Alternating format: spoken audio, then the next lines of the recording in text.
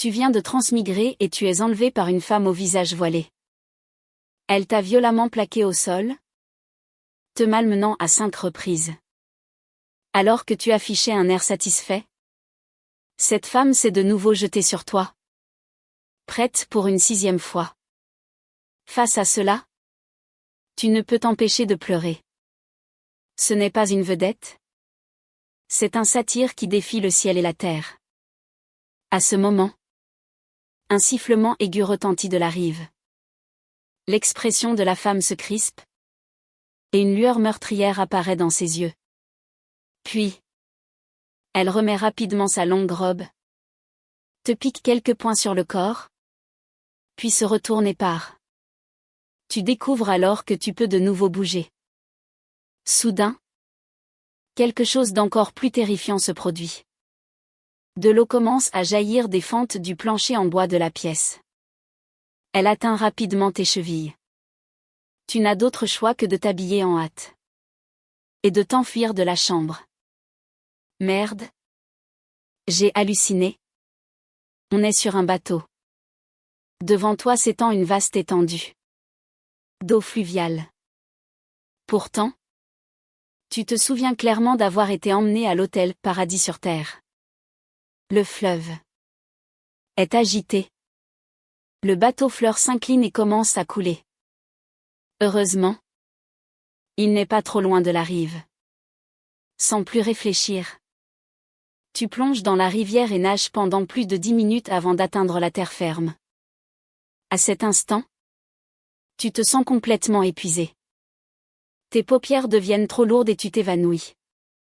Une jeune fille vêtue d'une robe à fleurs couleur ciboule, accompagnée d'un groupe de personnes, découvre Shen-Hao évanoui. La jeune fille pousse un cri et court en pleurant pour le soutenir. Jeune marquis, que faites-vous ici? Rentrons à la maison. Après un moment de confusion, le groupe emmène Shen-Hao. Sous les saules pleureurs, la femme au visage voilé se tient debout. Du sang frais goutte de la longue épée qu'elle tient à la main. Elle est la princesse de Daiying, mais aussi la déesse de la guerre commandant les 300 000 hommes de l'armée de Bélian. Cependant, à son retour à la capitale cette fois, elle a été piégée et forcée de boire un vin empoisonné, et même prise pour cible par des assassins. Une centaine de ses gardes loyaux sont morts les uns après les autres pour la protéger. C'est ainsi qu'elle a escorté l'impératrice Ying jusqu'au sud. Le poison aphrodisiaque de la fleur de phénix qu'elle avait réussi à contenir a finalement explosé ce soir. Le poison aphrodisiaque de la fleur de phénix est le plus puissant du monde. Une fois ingéré, il faut une union du yin et du yang. Sinon les méridiens explosent centimètre par centimètre. Et l'esprit devient fou, se comportant comme un porc ou un chien. L'impératrice Ying est un peu étourdie, murmurant pour elle-même. Cet homme étranger qu'elle a ramassé au hasard s'avère être le jeune marquis. Cet incapable bon à rien qui monte un cochon. Hélas. En pensant à cette nuit fatidique, l'impératrice Ying ne peut s'empêcher d'être un peu troublée. Soudain, une rougeur vive traverse le visage de l'impératrice Ying. Elle utilise rapidement son énergie interne pour supprimer le poison. Le poison aphrodisiaque de la fleur de phénix n'est pas encore complètement éliminé. Je devrais continuer à le chercher ces prochains jours. Vraiment.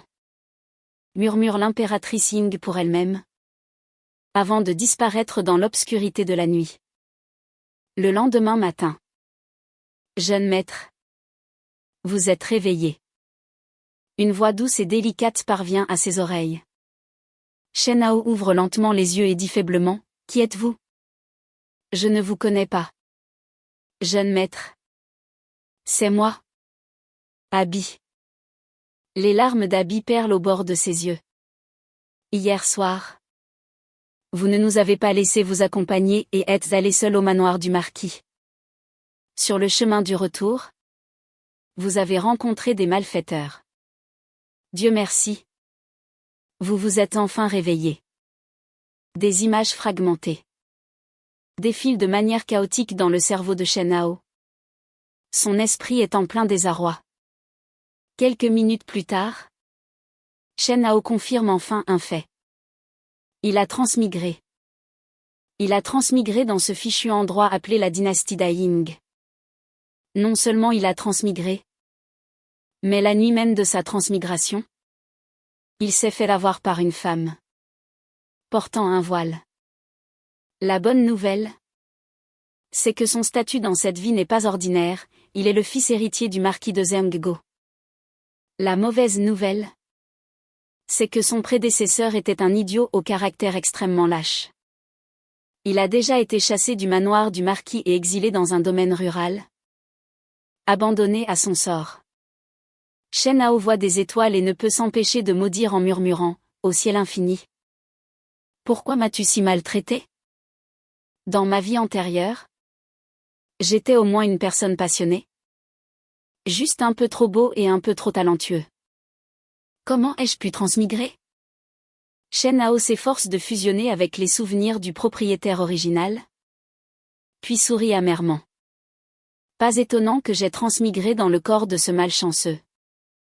Hier soir, le propriétaire original a été battu à mort par des malfrats, ce qui m'a donné l'occasion de prendre sa place.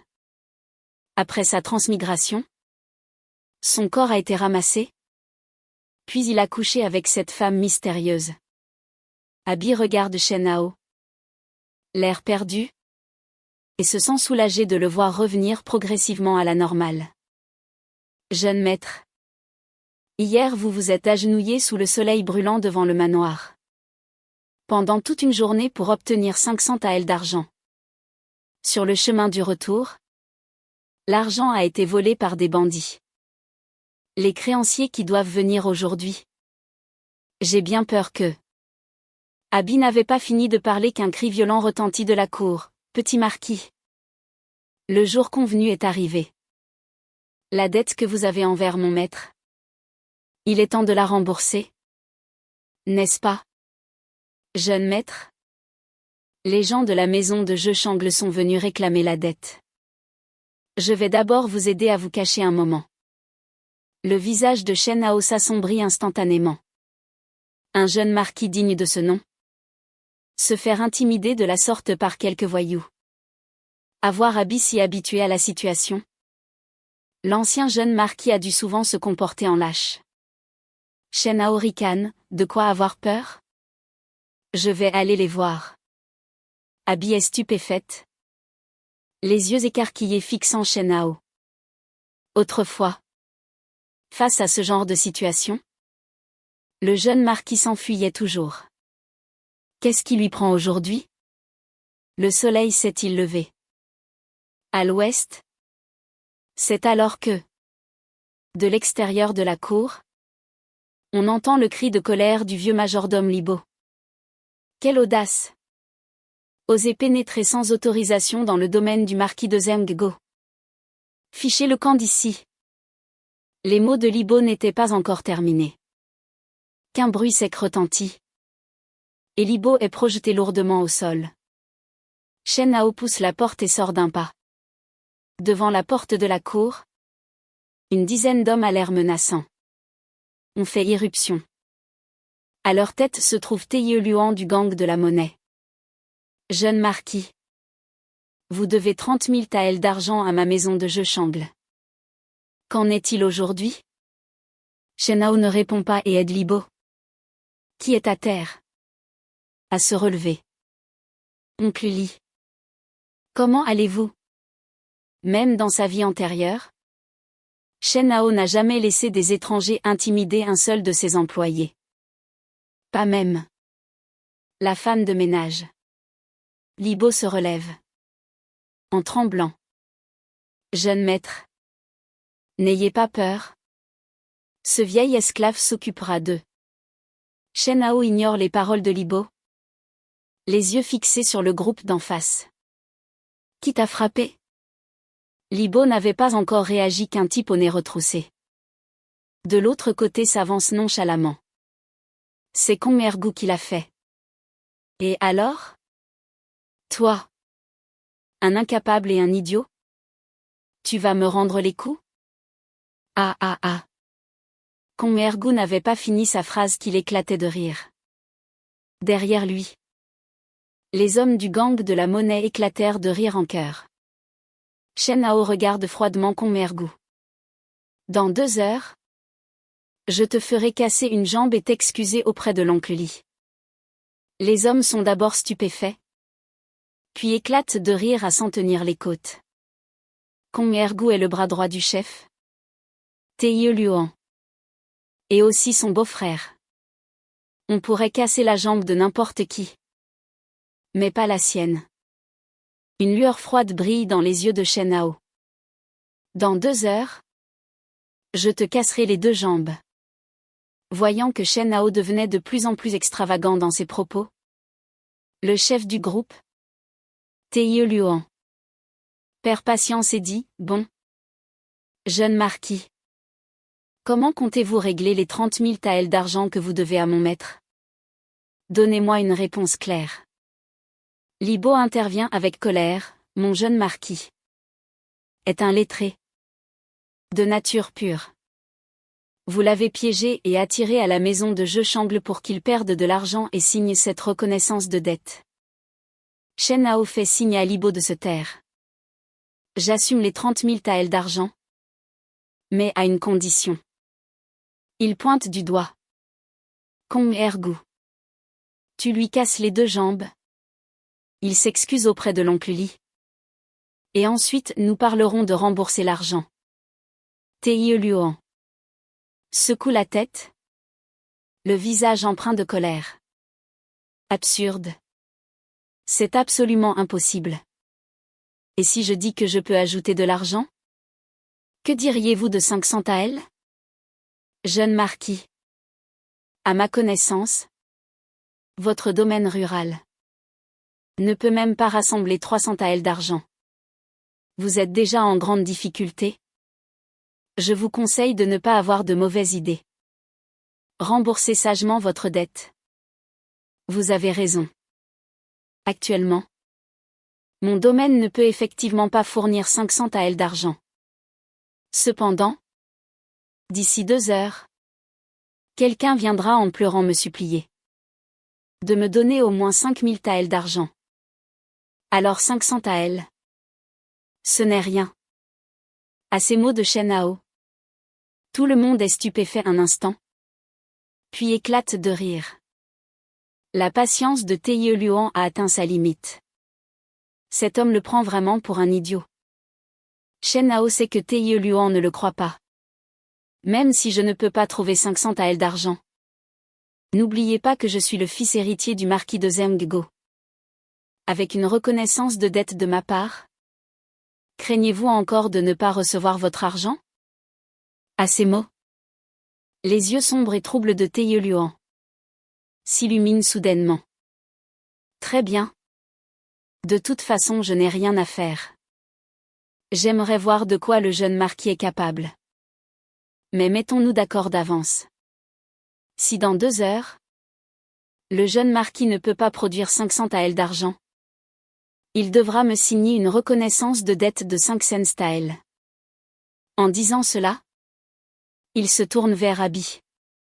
Cette petite servante sera aussi à moi. Et je casserai une jambe à votre majordome. Est-ce que je suis le genre de personne avec qui on peut jouer? Abi recule de peur. Shen Hao regarde froidement Taiyu Luan. Si je sors 500 taels d'argent, je veux que tu casses personnellement les 2 jambes de Kong Ergu. De plus, la dette de jeu de 30 000 taels sera reportée de 10 jours. À l'échéance des 10 jours, je tiendrai ma promesse. Taiyu Luan continue de l'ignorer.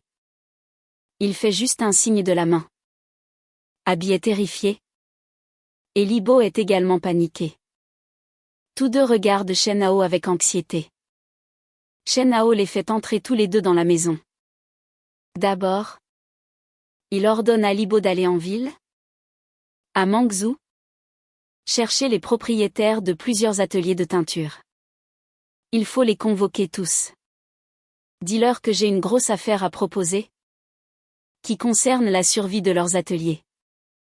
Qu'ils apportent assez d'argent et qu'ils ne viennent pas le regretter s'ils ne viennent pas. Libo est abasourdi. Le jeune maître veut faire des affaires avec des ateliers de teinture? Shen Hao sourit. Les secrets divins ne doivent pas être révélés. Tu n'as qu'à les faire venir. J'ai mon propre plan. Libo sort. Le front plissé. L'air soucieux. Ensuite, Shen Hao prend un pinceau. Et écrit les noms de divers matériaux. Qu'il tend à Abi. Va vite et reviens vite. Sois discrète. Ne laisse personne voir les matériaux que tu cherches. Quand Abi regarde les noms des matériaux sur le papier de riz, elle est stupéfaite. Urine de la veille. Écorce d'orme. Feuilles de légumes. Feuilles en décomposition. Alain. Elle se tourne avec étonnement vers Shen Hao. Shen Hao fait un signe de la main. Va vite. Pourrons-nous gagner 2000 taels d'argent? Tout dépend des matériaux que tu collecteras. Abi est sur le point de devenir folle. Elle n'arrive pas à croire un seul mot de ce qu'elle entend. Le jeune marquis veut vraiment utiliser ces cochonneries pour faire apparaître de nulle part 2000 taels d'argent. C'est de la folie. Dans sa vie antérieure, en tant que brillant étudiant de Kinbei, Shen Hao allait utiliser ces objets hétéroclites pour faire apparaître une grosse somme d'argent de nulle part. Après avoir fusionné avec les souvenirs du propriétaire original, Shen Hao sait que la technologie de teinture de cette époque n'est pas très développée. Et le coût par pièce s'élève à 200 yuans. De plus, la couleur s'estompe facilement. Et surtout, elle n'est pas pure. Or, dans sa vie antérieure, Shen Hao, en accompagnant souvent sa petite amie dans des ateliers de teinture, a appris par hasard une technique qui, pour ce monde, est une véritable révolution, aussi dévastatrice qu'une bombe nucléaire. C'est la méthode de catalyse bactérienne. La soie teinte avec cette méthode a vraiment la texture et la beauté du bleu ciel après la pluie. Et son coût est très bas. Une seule pièce ne coûte que quelques yuans. Et la couleur ne s'estompe pas pendant 10 ans. 10 minutes plus tard, Abi entre en se pinçant le nez. Jeune maître, les matériaux que vous avez demandés sont prêts. Shen Hao hoche la tête. Allons à la cuisine. Tu n'as qu'à apporter les matériaux. La méthode de catalyse bactérienne est en réalité très lente. Il faut sécher les feuilles de légumes, les feuilles en décomposition et l'écorce d'orme pendant 7 jours pour cultiver une colonie de bactéries de conversion indigo. Puis exposer le tout au soleil. Les bactéries décomposeront les sulfures en indigo. Enfin, en trempant le tout dans une saumure, on peut obtenir la teinture classique bleu ciel après la pluie. Cependant, Shen Hao ne peut pas attendre. Il a besoin d'ajouter un catalyseur, c'est-à-dire d'utiliser du bouillon de riz et de l'urine de la veille chauffée pour accélérer la croissance des bactéries indigo. Il voulait aussi ajouter de l'alun, mais après réflexion, il a gardé un atout dans sa manche. Cela représente le summum de l'art de la teinture antique. Tant bien que mal. C'est terminé. À ce moment, dans la cour avant du domaine, il y a déjà 5 personnes de plus. Ces 5 hommes, de taille et de corpulence diverses, sont richement vêtus et affichent un air impatient. Il est évident que, s'il n'y avait pas le nom du manoir du marquis de Zhengguo, il n'aurait jamais accordé la moindre attention à Libo.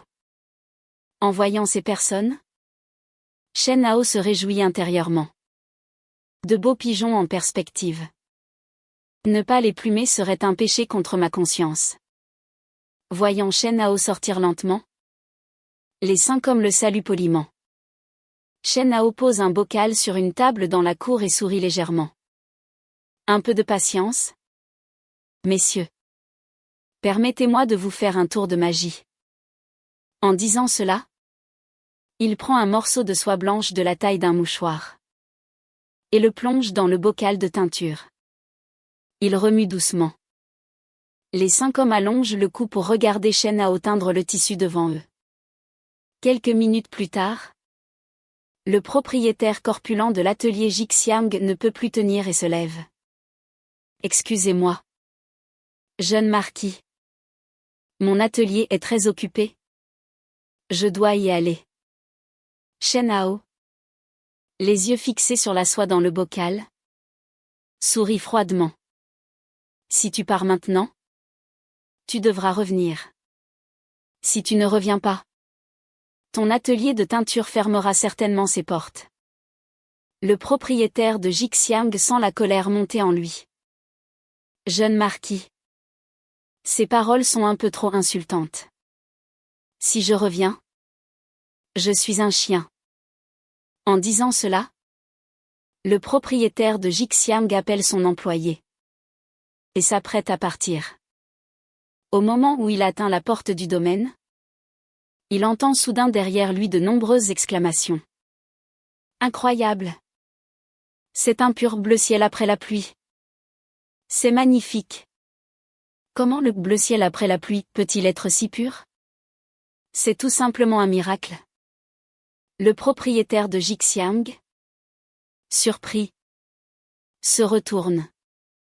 Ce qui frappe ses yeux est un petit arc-en-ciel de couleur cyan. Aussi pur qu'un doux cristal cyan. Comment peut-il exister une technique de teinture aussi magique dans ce monde? Le propriétaire de Jixiang tremble de tout son corps, et la graisse de son visage se met à tressaillir. Il s'accroupit sans hésiter, tend une patte, tire la langue et aboie. Ouaf! Ouaf! Ouaf! Tout le monde est stupéfait. Shen Hao, quant à lui, éclate de rire. Cher propriétaire, cette recette de teinture bleu ciel après la pluie vaut-elle 2000 taels d'argent? Les 5 propriétaires d'ateliers de teinture, qui ont teint des tissus toute leur vie, n'ont jamais vu un bleu ciel après la pluie aussi pur. À ces mots de Shen Hao, ils sont fous de joie. Cette recette secrète est à vendre? Le propriétaire de Jixiang s'exclame, bien plus que 2000 taels. Je suis prêt à en donner 3000. Le propriétaire de Yunfang surenchérit immédiatement, je suis prêt à en donner 3200 taels. Le propriétaire de Xianjianfan serre les dents. Je suis prêt à en donner 3500 taels. En écoutant les enchères acharnées des 5 propriétaires, Shen Hao sourit en regardant Teye Luan. Non loin de là. Et fait un geste de se casser la jambe. Derrière lui, Kong Ergu tremble déjà de tout son corps, comme une feuille. De l'autre côté, les enchères des 5 propriétaires se sont arrêtées. Le propriétaire de Jixiang a acheté la recette de teinture bleu ciel de Shen Hao pour la somme exorbitante de 11 000 taels d'argent. Les autres propriétaires, n'ayant pas les moyens, voient le propriétaire de Jixiang remporter la mise, l'air abattu et le visage blême. Abi et Libo regardent Shen Hao comme s'ils ne l'avaient jamais connu.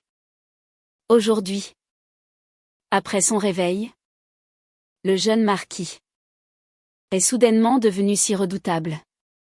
Cela laisse les 2 serviteurs complètement abasourdis. Le propriétaire de Jixiang demande à ses employés de retourner en ville avec une charrette pour ramener 11 000 taels d'argent. 10 coffres entiers sont livrés au domaine. Les coffres ouverts. Les lingots d'argent. À l'intérieur brillent d'un éclat éblouissant. Le visage d'Abi devient tout rouge. Libo se mord les doigts. Incrédule. Il y a 2 heures, le domaine était si pauvre qu'il ne pouvait même pas rassembler 500 taels d'argent. Et maintenant, il y a soudainement plus de 10 000 taels d'argent. Quand le propriétaire de Jixiang voit les ingrédients de la recette, il manque de cracher une bouchée de sang.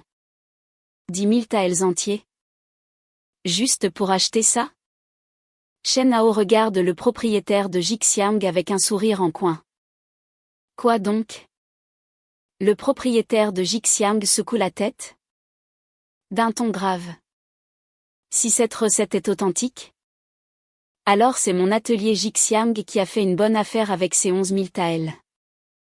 Shen Hao sait qu'il n'est pas convaincu et lui désigne l'arrière-cuisine. Si vous ne me croyez pas, il y a encore des ingrédients dans l'arrière-cuisine? Vous pouvez essayer vous-même. Le propriétaire de Jixiang hoche la tête et s'incline profondément devant Shen Hao. Merci, jeune marquis, pour votre générosité. Le propriétaire de Jixiang, prudent, laisse 2 de ses employés garder l'arrière-cuisine avant d'y entrer pour vérifier la recette. Shen Hao se tourne avec un sourire vers Teye Luan. Pas plus. Pas moins. Juste 2 heures. Teye Luan se lève, le visage sombre, et salue en joignant les poings. Jeune marquis, votre intelligence est admirable.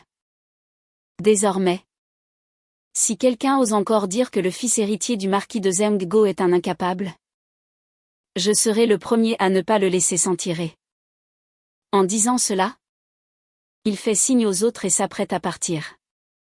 Ergu baisse la tête et se cache derrière Teye Luan, de peur que Shen Hao ne le voie. Shen Hao bloque le passage de Teye Luan, un sourire innocent sur le visage. Ne partez pas. Je crois que je vous dois encore 500 taels d'argent. Teye Luan se fige.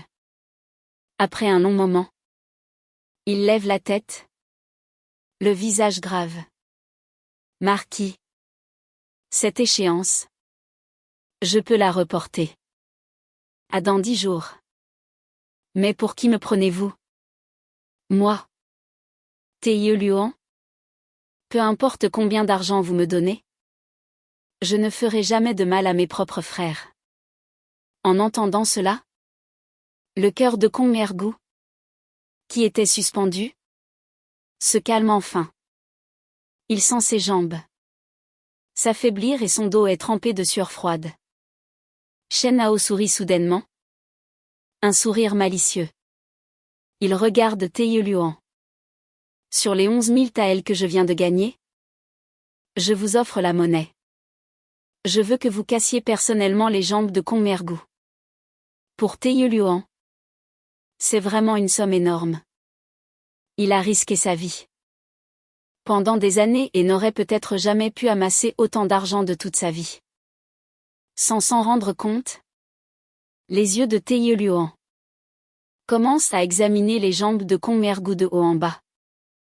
Ergu voudrait pouvoir cacher ses jambes et regarde Teye Luan avec une expression pitoyable. Beau-frère, n'écoute pas les mensonges de cet idiot. Je suis ton frère.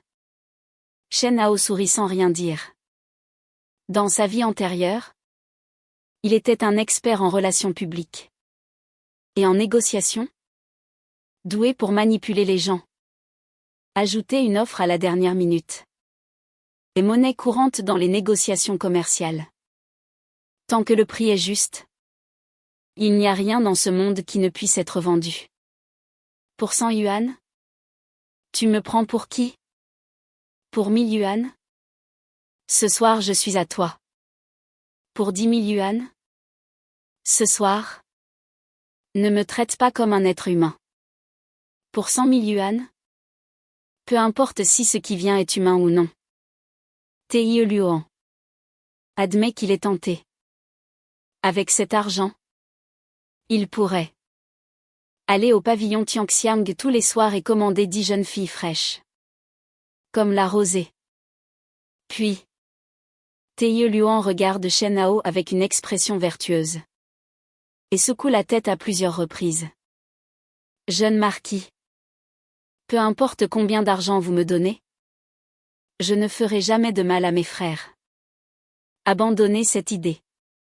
À ces mots, la dizaine de grands gaillards regardent Taeyuan avec respect. Shen Hao sourit et se lève, s'approchant comme pour murmurer quelque chose à Taeyuan. En fait, il ne dit pas un mot. Mais Taeyuan semble avoir entendu quelque chose. Et se met à crier avec colère, « Quoi ? Tu dis que Kong Ergu a brutalisé une veuve ? A maté une femme enceinte prendre son bain et même une grand-mère de 80 ans aux toilettes ? Ah ! Je suis furieux. Kong Ergu. Espèce de chien. Je vais te casser tes pattes de chien. » Ayant dit cela, Taeyuan renverse Kong Ergu et le plaque au sol. Kong Ergu est instantanément abasourdi et pousse instinctivement un cri strident. « Beau-frère ? C'est une injustice. Je n'ai jamais fait ces choses. Pitié !» Il n'avait pas fini de parler qu'il poussait une série de cris déchirants. Taeyuan abat ses poings de fer, lui brisant directement les deux jambes. Tout le monde est pétrifié. Taeyuan se relève lentement, son visage meurtrier faisant froid dans le dos. Quiconque de mon gang de la monnaie maltraite les faibles. Les vieux, les femmes et les enfants. Voilà son sort.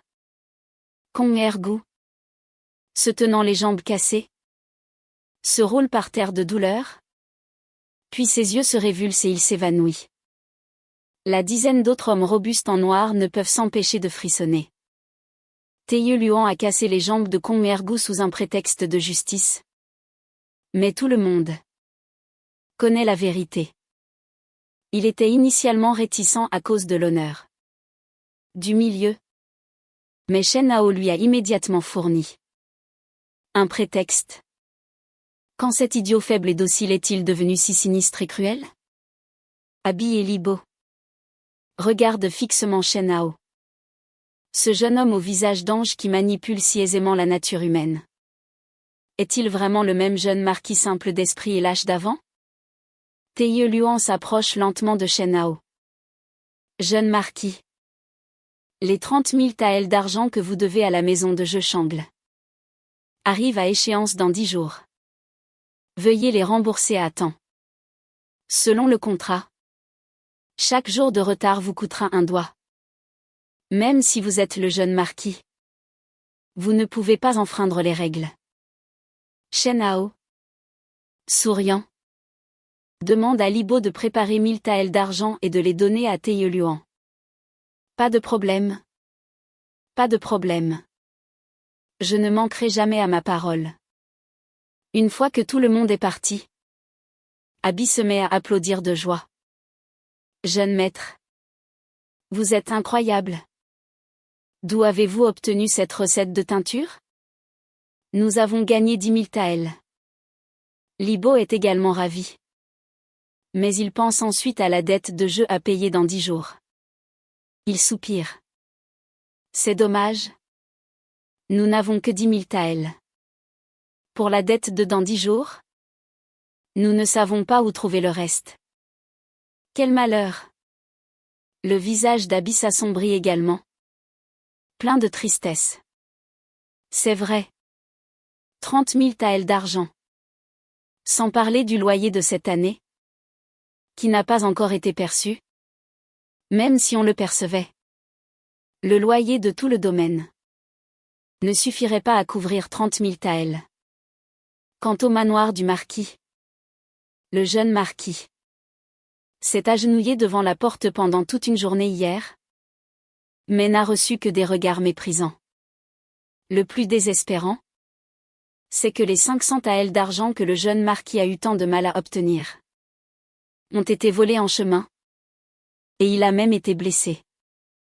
Shen Hao, voyant le vieux et la jeune s'inquiéter pour lui, ressent une chaleur dans son cœur. Abi. Oncle Li. Ne trouvez-vous pas cette affaire très étrange ? J'ai inexplicablement contracté une dette de 30 000 taels d'argent à la maison de jeu Shangle. En rentrant du manoir du marquis après avoir demandé de l'argent, je me suis fait voler Et j'ai failli y laisser la vie. Et aujourd'hui, les gens de la maison de jeu Shangle sont venus me presser de payer, menaçant de porter plainte au Yémen.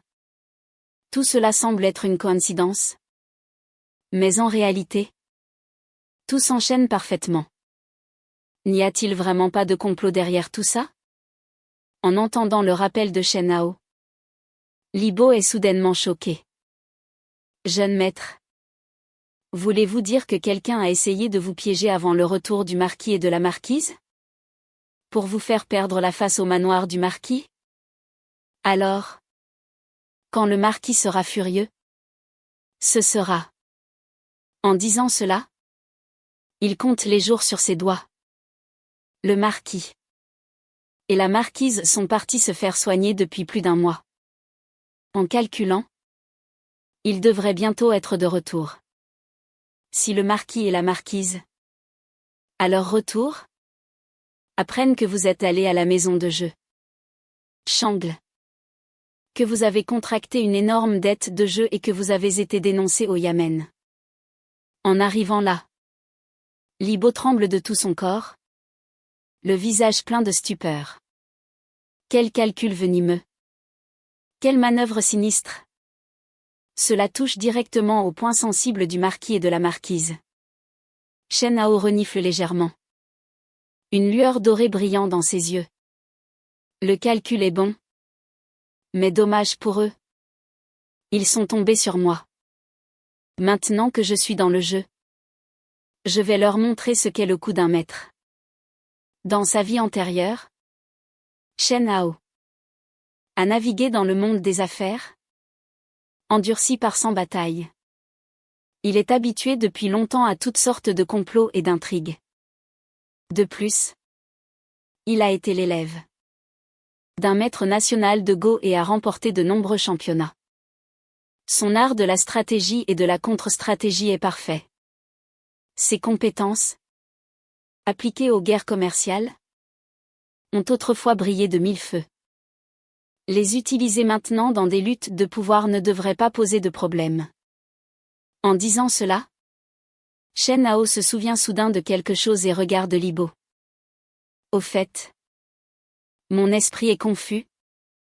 Je ne me souviens plus comment j'ai été chassé du manoir. Pouvez-vous me le raconter? En entendant les paroles de Shen Hao, Libo a l'air mal à l'aise. Après un long moment, il finit par dire 2 phrases, c'est la 2e dame et sa clique qui ont piégé le jeune marquis. Le jeune marquis n'a pas besoin d'en demander plus. Abi hoche la tête à plusieurs reprises. C'est vrai? En tout cas, je crois fermement en l'innocence du jeune maître. Même si vous étiez simple d'esprit, vous n'auriez jamais regardé la 2e dame prendre son bain, ni couru dans la porcherie pour agresser une truie. Agresser une truie? La tête de Shen Hao bourdonne. Il voit noir et se couvre le front en grimaçant. Il comprend enfin pourquoi le digne fils héritier du marquis de Zhengguo a été banni dans ce domaine rural. Avec un tel scandale, non seulement son père, mais même sa mère voudrait le tuer. Cette réputation se propageant. À l'extérieur, tout le manoir du marquis de Zhengguo serait probablement la risée du monde entier. Abi, voyant la souffrance de Shen Hao, ne peut s'empêcher de le consoler. Heureusement, le jeune maître est devenu intelligent. C'est une grande chance pour le manoir. L'urgence maintenant, c'est de savoir comment rembourser ces 30 000 taels d'argent. L'affaire est imminente. Jeune maître, avez-vous une solution? Shen Hao sourit. J'ai déjà un plan. Appelé le rat qui offre le dragon. Je ferai en sorte que la maison de jeu Shangle saigne à blanc. Et que les cerveaux de l'opération soient terrifiés. Attendez de voir le spectacle. Dans les 10 jours, je ferai en sorte que le gang de la monnaie et la maison de jeu Shangle subissent les conséquences de leurs actes. Et je les ferai me verser respectueusement 100 000 taels d'argent tout en m'étant reconnaissant. 100 000 taels d'argent? Libo et Abby sont comme des grenouilles frappées par la foudre. La bouche grande ouverte, incapable de la refermer. Libo regarde Shen-Hao avec stupeur. À moins que le jeune marquis ne veuille utiliser le pouvoir et les relations du manoir pour les écraser de force. En disant cela, il secoue la tête à plusieurs reprises. Impossible. Le manoir du marquis de Zemggo n'est absolument pas autorisé à interférer dans les affaires locales. C'est un tabou majeur. Surtout pour le jeune marquis. Shen-Hao ricane. Ils m'ont déjà chassé. Comment pourrait-il encore se soucier de ma vie ou de ma mort? Abby intervient à côté. Je comprends. Le jeune maître veut vendre des terres pour combler ce grand trou. Mais les titres de propriété sont au manoir? Pas au domaine. Comment faire? Shen-Hao. Le visage sombre. Regarde Libo. Et Abby. L'air inquiet. Alors qu'il s'apprêtait à dire autre chose, il fait un signe de la main. D'accord. Je vous promets de ne pas utiliser le pouvoir du manoir, de ne pas toucher un sou du domaine, et de ne vendre aucune terre. En bref, ne vous mêlez pas de cette affaire et ne vous inquiétez pas. J'ai mon propre plan. En disant cela, Shen-Hao, les mains derrière le dos, se dirige tranquillement vers sa chambre. Libo et Abby se regardent, l'air soucieux. Plus le jeune marquis est confiant, plus ils sont terrifiés. Shen-Hao se retourne soudainement et regarde Libo. Libo, vous devriez avoir quelques amis de confiance en dehors de la ville. N'est-ce pas? Libo est surpris. Je n'ose pas en dire trop. Mais j'ai au moins 5 frères de vie et de mort. Le jeune maître veut les utiliser? Shen-Hao hoche la tête. Oui. Attendons le bon moment. Attendons que le vent tourne. Je leur offrirai la richesse. Libo écarquille les yeux, le cœur perplexe. En cette période de crise, ce jeune marquis est en grande difficulté. Et il veut encore offrir la richesse à d'autres?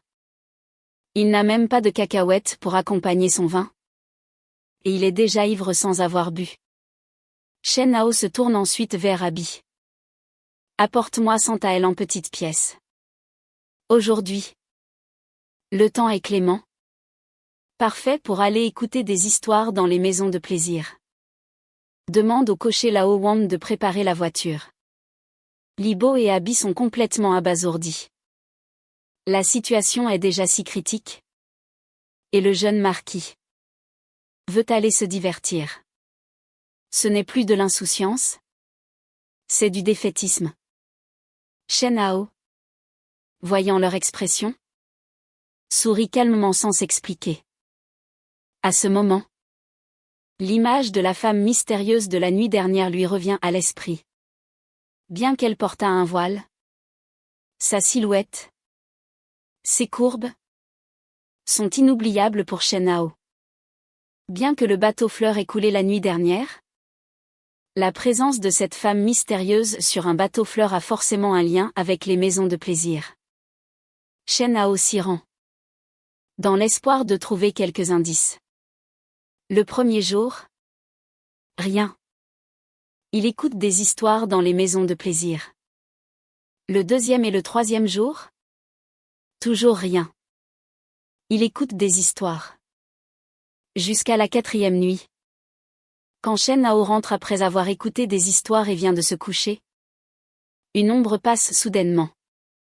Shen-Hao est stupéfait de se retrouver de nouveau étrangement paralysé. Puis, cette femme d'une beauté exquise, le visage voilé, réapparaît dans la chambre. Shen-Hao ne peut ni parler, ni bouger. Il voit la femme enlever ses vêtements et s'approcher lentement du lit. Sa peau d'ivoire contre celle de Shen-Hao. Un parfum délicat flotte dans l'air. Shen-Hao se fait d'avoir. Et ce, 5 fois. Shen Hao pleure encore. Ça fait vraiment mal. Avant l'aube, la belle femme s'en va. Comme un rêve de printemps sans laisser de traces. Le lendemain matin, Shen Hao, qui a l'habitude de se lever tôt, ne se lève qu'à midi passé. Au manoir du marquis de Zhengguo, une femme richement vêtue est assise dans la cour. Derrière elle, un jeune homme lui masse les épaules. La femme garde les yeux fermés pour se reposer un moment, puis les ouvre lentement. Comment va ce bon Arien du domaine? Mon cher grand frère. Il y a quelques jours, je ne sais par quelle méthode, il a escroqué 10 000 taels d'argent au propriétaire de l'atelier Jixiang. Il passe ses journées au pavillon Tianxiang à écouter des chansons, oubliant complètement la dette à échéance de 10 jours. Ces 2 personnes sont la 2e épouse du marquis de Zhengguo, Dame Liu, et le 2e fils du marquis, Shen Liubei. En entendant cela, Dame Liu soupire et murmure pour elle-même, le ciel est injuste. Mon fils. Tu es talentueux en lettres comme en arts martiaux. Le meilleur lauréat de l'Académie Bellu. Mais tu n'es pas le fils légitime. Shen Liubei sourit sans rien dire. Les lèvres de Dame Liu se retroussent. Une fois les 10 jours écoulés, la maison de Zhe Shang viendra réclamer sa dette et portera plainte contre Shen Hao et le manoir du marquis Oyamen. Que ton père voie quel genre de déchet est le fils de cette garce de Zhao Fexu. Un porc aussi stupide est-il digne de surpasser mon fils? En disant cela, Dame Liu tourne légèrement la tête vers Shen Liubei. Le succès ou l'échec dépend de cela. Tu dois surveiller de près les moindres faits et gestes de ce bon Arien pour l'empêcher de se relever. Le sourire de Shen Liubei est chaleureux. Mère. Ne vous inquiétez pas. J'ai envoyé des gens le surveiller en permanence pour empêcher Shen Hao de faire un pas dans le manoir. De plus, aucun prêteur sur gage ou banque ne prêtera un sou à Shen Hao. Du côté du gang de la monnaie, dès que les 10 jours seront écoulés, ils exigeront immédiatement le remboursement de la dette. Maintenant, tout est prêt. Il ne manque plus que le vendet. Dès que mon père rentrera, ce beau spectacle pourra commencer. Dame Liu se lève lentement. Une fois ces faits établis, je ferai pression sur ton père. Pour qu'il déshérite l'aîné et te nomme à sa place. Pour qu'il te nomme héritier. Pendant ce temps, au domaine du manoir, Shen Hao passe enfin à l'action et convoque Libo. Abi a été renvoyé de la pièce par Shen Hao sous le prétexte que les secrets divins ne doivent pas être révélés. Elle regarde la chambre de Shen Hao avec colère pendant une bonne demi-heure. Une demi-heure plus tard, Libo sort de la chambre de Shen Hao en haletant. Il tient un rouleau à la main. L'air d'avoir vu un fantôme? Une expression des plus étranges. Abi ne peut s'empêcher de s'avancer. Oncle Li. Libo reprend ses esprits et pointe du doigt Abi pour l'interrompre. Ne demande rien. Ne dis rien. J'ai reçu le plan ingénieux du jeune maître. Je suis incroyablement fort. Ah. J'y vais. Abi regarde ce vieux majordome. Excité. Et frénétique. Et reste bouche bée. Libo. D'habitude si calme et posé, est allé dans la chambre du jeune marquis et en est ressorti dans un tel état de folie. Quel choc a-t-il bien pu recevoir? C'est alors que Shen Hao sort de la chambre en se tenant la taille. Abi. Demande à Lao Wang de préparer la voiture. Ce soir, je retourne aux maisons de plaisir écouter des chansons. Encore aller aux maisons de plaisir? Le cœur d'Abi se serre. Elle ne comprend pas ce que ces femmes ont de si spécial pour que le jeune marquis y retourne sans cesse. Surtout en un moment si critique. Jeune maître. La situation est urgente. N'allez pas aux maisons de plaisir. Si le jeune maître veut vraiment écouter des chansons, votre servante sait aussi chanter. La voix d'Abby devient de plus en plus basse, et elle baisse la tête. Shen Hao regarde Abby un instant, ne peut s'empêcher de sourire et secoue la tête. Non. Ça ne va pas. Abby s'énerve. Pourquoi ça n'irait pas? Abby maîtrise un peu les instruments, le chant et la danse. Je ne veux vraiment pas que le jeune maître aille dans ce genre d'endroit. Salir sa réputation. Shen Hao secoue la tête. Je n'écoute pas tes chansons. Parce que tu es trop féroce. Abby est stupéfaite. Les yeux rouges. Elle pense avoir servi Shen Hao avec dévouement, douceur et attention. Ce que le jeune marquis dit. Est-ce humain? Shen Hao sait que la jeune fille a mal compris. Il la regarde d'un air malicieux, son regard s'attardant sur la forme arrondie. Quittant sa chemise. Il sourit en se pinçant les lèvres. Tes deux boules de tonnerre sont si féroces et rebelles. J'ai peur de ne pas pouvoir les supporter. Abby baisse inconsciemment les yeux sur sa poitrine. Et rougit violemment. Jeune maître. Vous êtes de plus en plus méchant. Elle donne une petite tape à Shen Hao et s'enfuit en courant. Shen Hao éclate de rire et se met à chanter une petite chanson d'une voix étrange. La fleur de cardamome s'ouvre en mars. Un petit vers s'y faufile. Il creuse. Il creuse. Ah ah ah ah. Shen Hao a été tourmenté toute la nuit dernière? Comment aurait-il l'envie de s'amuser maintenant? Mais il n'a pas le choix. Le plan a commencé. Et Shen Hao est aussi une pièce sur l'échiquier. La vie d'un homme est dure. La nuit. On ne peut pas dire non. Le jour. On ne peut pas dire qu'on est fatigué. À Mangzhou. La maison de prêt-sur-gage Shangl.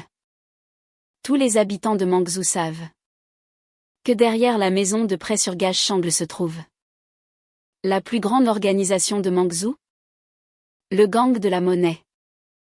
Les entreprises du gang de la monnaie sont présentes dans tout Mangzhou. De nombreuses maisons de plaisir, maisons de jeux, prêteurs sur gage, transports fluviaux et même la contrebande de sel et de fer sont contrôlés, ouvertement ou secrètement, par le gang de la monnaie. La maison de prêt sur gage Shangl et la maison de jeux Shangl appartiennent toutes deux au gang de la monnaie. Le gérant de la maison de prêt sur gage Shangl, Wang, est en train de faire une sieste sur sa chaise. Alors que le gérant Wang somnolait, un bruit de pas désordonné parvient à ses oreilles. Le gérant Wang ouvre les yeux et voit un homme d'âge moyen, corpulent, entrer rapidement dans le magasin. Le gérant Wang sourit légèrement, sachant qu'une nouvelle affaire se présente. Ce genre de personne est clairement un malchanceux, qui a besoin d'argent de toute urgence. Une fois que ce genre de personne entre dans un prêteur sur gage, il devient comme un poisson sur une planche à découper, prêt à être saigné à blanc. L'homme d'âge moyen tient un rouleau dans ses mains. Il s'approche directement du comptoir, hésite, n'osant pas parler. Le comptable, Monsieur Wu, doit se lever pour l'accueillir. Puis-je vous demander votre nom? Cher client? Je me nomme Bian Magin. Je suis un marchand de soie de la région de Jinshan. Ma famille fait le commerce de la soie depuis des générations. Il y a un mois, j'ai transporté une cargaison de marchandises jusqu'à Mangzhou. En passant par la montagne du Vent Noir, j'ai rencontré des bandits. Mes marchandises et mon argent ont été pillés. Mais, grâce au ciel, j'ai réussi à m'en sortir vivant. Les bandits ne connaissaient pas la valeur de cet objet de famille, qui a donc été sauvé. En disant cela, Bian Magin soupire. L'air mélancolique. Je suis tombé gravement malade. J'ai eu du mal à rassembler un peu d'argent pour rentrer chez moi. Mais sans escorte fiable. J'ai peur de rencontrer à nouveau des bandits. Alors, je voudrais déposer cet objet de famille dans votre honorable établissement. En disant cela, Bian Magin déroule lentement le rouleau. C'est une calligraphie jaunie et ancienne. La sérénité mène à la clairvoyance. Le détachement à la lucidité. Les caractères, tracés avec un pinceau agile, semblent élégants et ronds, mais cachent une force indomptable. C'est un chef-d'œuvre. En voyant cela, le gérant Wang commence à s'intéresser. Il examine attentivement la calligraphie un moment, puis secoue la tête. Ce n'est pas mal. Mais il n'y a pas de sceau. L'origine est inconnue. Ça ne vaut pas grand-chose. Bian Magin jette un coup d'œil au gérant Wang, puis salue en joignant les poings. Je ne vends pas cette calligraphie. Je demande seulement à la déposer dans votre honorable établissement pour éviter les bandits et la mettre en sécurité. Dès que je serai rentré chez moi et que j'aurai engagé une escorte, je reviendrai immédiatement chercher cette calligraphie. Les frais de dépôt seront payés selon les règles. Le gérant Wang réfléchit un instant, examine de nouveau la calligraphie, puis hoche lentement la tête. Ne vous inquiétez pas. Personne ne voudra de ça. Je vous le garderai en lieu sûr. Bian Magin hoche la tête. Merci. Gérant. S'il vous plaît. Gardez-le bien pour moi. Si quelqu'un insiste absolument pour l'acheter, ne le vendez pas à moins de 20 000 taels d'argent. 20 000 taels d'argent? Le gérant Wang est stupéfait et regarde Bian Magin. Comme s'il voyait un idiot. Bian Magin est aussi un peu gêné et regarde le gérant Wang avec sincérité. Je ne veux pas vendre ce trésor, mais je connais les règles des prêteurs sur gage. Les objets déposés ici sont à vendre. Le prix élevé de 20 000 taels est juste pour dissuader les acheteurs.